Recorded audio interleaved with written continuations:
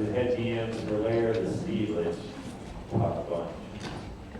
Okay. Well, go ahead, Dave. Oh, we're going to start. All right. I don't care. So, one of the challenges that you faced on this side of the dungeon was underwater conditions. Yay. So, the first 4 rooms of each of the, I don't know if we'll reach that far, we'll try.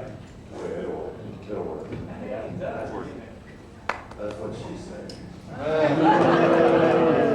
Come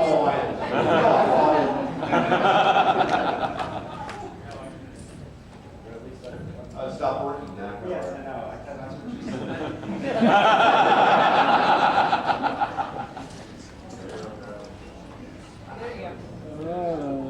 All right, so one of the issues that you had to deal with in an underwater setting, the first room was underwater completely. So first of all, you didn't have one to breathe. Second of all, some of you weren't able to talk unless you moved to one corner of the room, and that took time. In the puzzle rooms, you didn't have to worry about encumbrance necessarily, but it was an exercise in alternate ways to communicate. That is correct. By that I mean hand gestures, and hopefully the nice one. But the idea of this room, you were presented with the fact that you had to reset or essentially reconstruct the temple. And you were given a dead squid as your tool to do so. No, it was a jellyfish, Dave. Oh, dead jellyfish. Yes, a jellyfish, sorry. Okay. So a dead jellyfish, which was actually some surgical tubing and ropes. And the idea was that the group would have to work together to try to manipulate the spheres that were laying on the altar. And at different times we tried some different things. We started out with the pillars laid down flat. And that was going to take way too long. Yes, and you're quite welcome. When we play tested this before the whole thing started, it took us probably about 24 minutes to even get them standing. So we then decided to start them with them upright, and I think by the end, just to give people enough time, they wound up placing the pillars on the flat. So it did change over time, but we were trying to adjust as the DM saw that the room needed to be adjusted. Sometimes the best laid plans don't quite work, so we have to adjust a little bit. You had a little bit of a red herring in that the spheres had color, but the color really had nothing to do with the puzzle necessarily. No, not at all. What you needed to do was actually get the spheres over to you. You couldn't break the plane of the dais as it was, but you could get the spheres over to you and actually shake them or move them, and you could tell one had rocks and one had sand. One was very light, and one was supposed to sound like it had water. It was a little sloshy. And you had to actually go from what was in them to where they needed to go. And so then you place them on the appropriate plaque or pillar. So obviously, Azure Goddess of the Sea would be the one with water in it.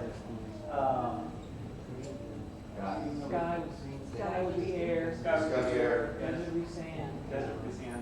You would come here one. Yeah. I know the corner's doing a good job. And we do apologize by the end of the event. We had to add a little gaffer's tape to make sure that they stuck together. Yeah, the poor little spheres had gotten very. Guys were a little bit tougher on them than we expected. But hopefully this was fine. And also, the room had a pearl. A pearl. You thought it was a pearl, as it were. And if you touched it, you could then talk underwater. Yes, and in fact, the whole group, if they would touch it at the same time, could talk together. And then you were given this pearl to carry with you throughout, or at least further on into the dungeon. Yes, and we'll come to that later. So any questions on that one? Pretty straightforward? Very cool. Everybody get it okay? Yep. Everybody got enough time? A lot of fun, by the way. Good. One of the better puzzles ever. Pillars were on. Yeah, pillars. We were the first ones through, and we couldn't take out the pillars. Yeah. You had to really stretch the rubber band tight, kind of in 2 directions, and let loose on everything. Yeah, and well, even with That would that, give you enough tension to pick them up by the time. you had to get them very tight. A lot of times, even after you would stretch it out, I saw some groups, they would take it and they would try to loop one of the other pieces of rope over to create a little more tension. But we found it was taking way too long. So. And the other thing to keep in mind too, there wasn't anything stopping you from rolling everything off of the dais. So you could have taken the ropes and actually swept everything off, set them up, grabbed them and puts them back on. And you would have been able to manipulate them by hand a little bit easier. That wouldn't fit as much far. That would have been what? It wouldn't fit as much on. It would have been. Okay. Okay, so room 2.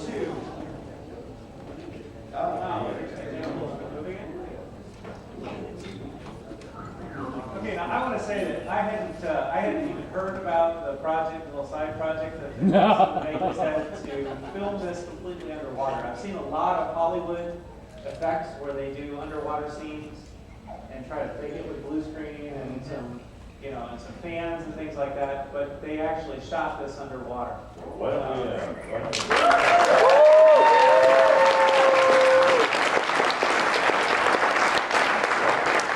tell us about your experience making that.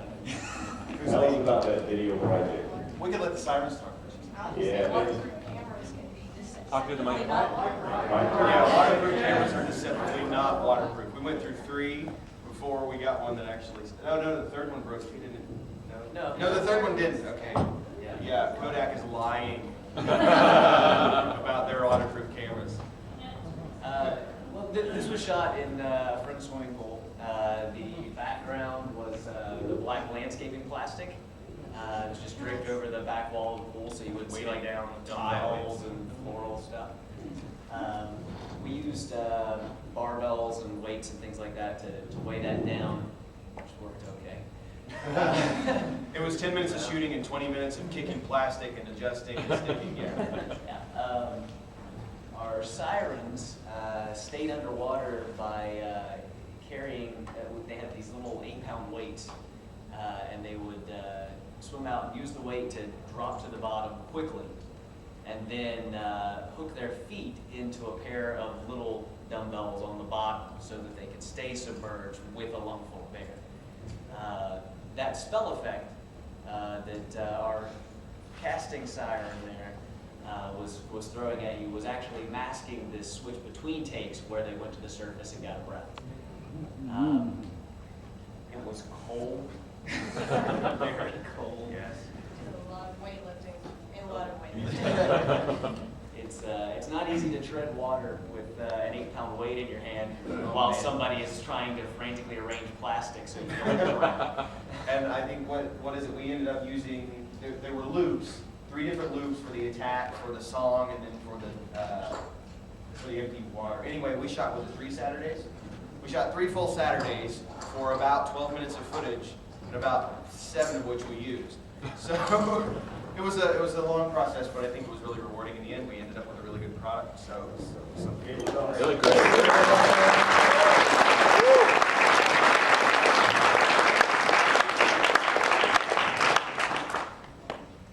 Yeah, I will echo the fact that it was very nice. thank you. Now you do realize that Jeff's going to want more. Our contract specifies 1 underwater scene every 10 years. You'll think it's something worse. Much worse. Underwater. Yeah. So, ideally, if the players walked into this room, and they would see on one side, they would see the backcast video of their work. You would see the siren swimming back and forth, or at least the female swimming back and forth. And you'd hear the song, this singing in the background. Now, at that point, if you didn't tell the DM that you were doing something to avoid being mesmerized, either sticking your fingers in your ear or having your